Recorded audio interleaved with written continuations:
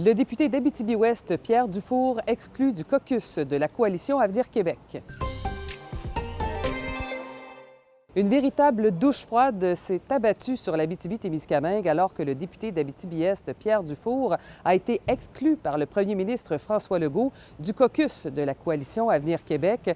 Il affirme avoir respecté sa parole, avoir demandé que lors du remaniement ministériel, un député régional issu de l'Abitibi-Témiscamingue soit nommé. Il estime que c'est probablement dans cette foulée que la décision a été prise. On écoute Pierre Dufour.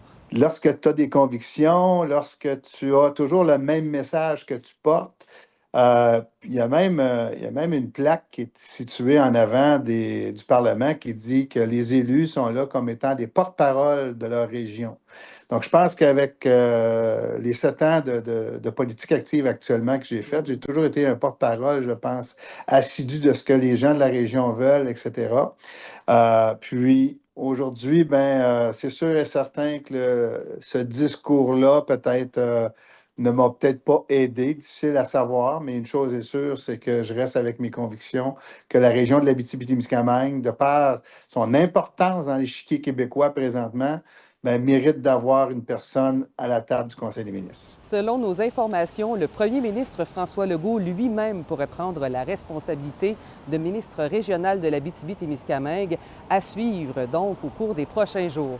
En attendant, les élus de la région ont réagi. Voici le président de la conférence des préfets, Jacqueline Bégin, suivi du maire de Malartic, Martin Ferron. À ce que je cherche, il n'a pas dénigré son chef, il n'a pas dénigré ses collègues. Et là, on le met dehors parce qu'il se tient debout et qu'il porte les messages de la région.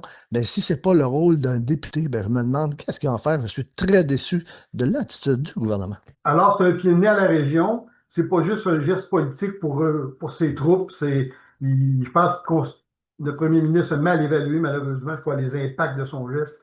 Je pense qu'on va s'en souvenir au moment d'entrer dans l'urne en octobre 2026. Et toute une frousse pour des passagers et l'équipage d'un avion qui effectuait un vol de retour entre Coudjouac et Rouyn-Noranda, alors qu'un des moteurs a eu un incident mécanique à peu près 500 pieds après le décollage. Grâce, bien sûr, au calme des pilotes, le tout a pu se poser et tout le monde s'en est sorti indemne.